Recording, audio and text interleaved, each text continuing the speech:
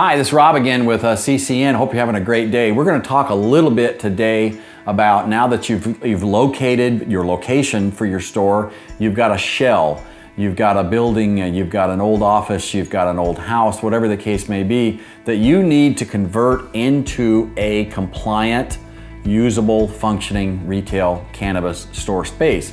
A lot to go into that. We had some ideas in our particular store about the layout, the functionality. We need to be thinking about all kinds of things. We need to be thinking about security in general. In Washington State, for example, they do not require that you have a security guard out front. Many of our stores, especially in the first 6 months or so, they did have such a thing, not required in Washington State, may be different in your state, your city. But the location and the actual build out, you've got a shell of a building, or you need to convert a house into a usable retail space.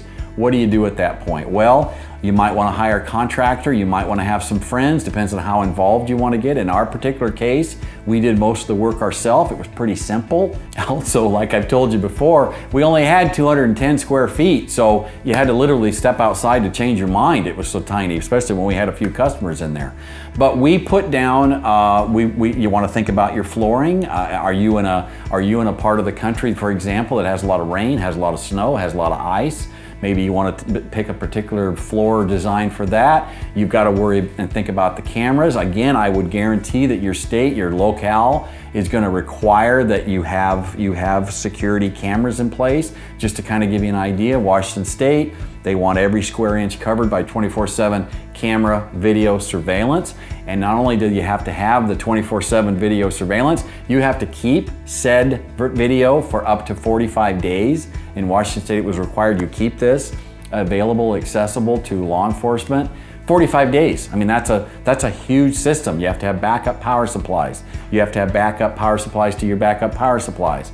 They would not accept excuses for flood or fire. They wanted that video surveillance coverage available to them if there was ever a question, ever a need for it.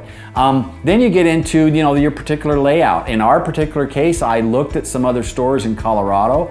I wasn't happy with the lighting, for example.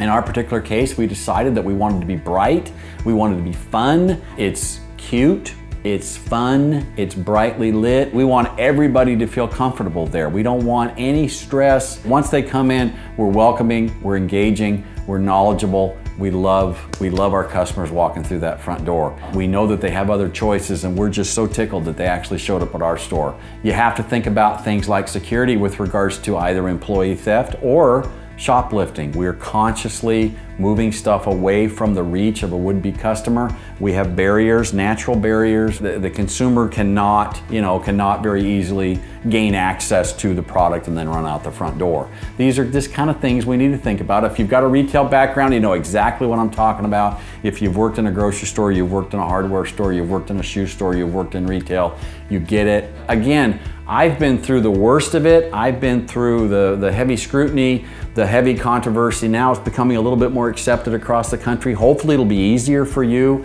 in your respective state, your respective county, your respective city. But I've been through the worst of it. I can shepherd you through design, basic ideas, basic thoughts. Needs to be your personality, but I think I can help you with that. And we can make a functioning, very workable, security-driven, compliance-driven, safe place that's welcoming for all, and that's the key. You need every customer you can possibly get through that door, and we've been very successful at creating an atmosphere and an environment that I think everybody feels good being there. I enjoy being there. I enjoy interacting with the customers. There's a lot to think about, but again, it's just a matter of managing details, and I can help you with that. Turn your store into a very welcoming place that's a very successful place to own and operate a retail cannabis store. Again, Rob with CCN. I've enjoyed this. Thanks so much for listening. I hope this helps. Hope to hear from you very soon. Have a great day.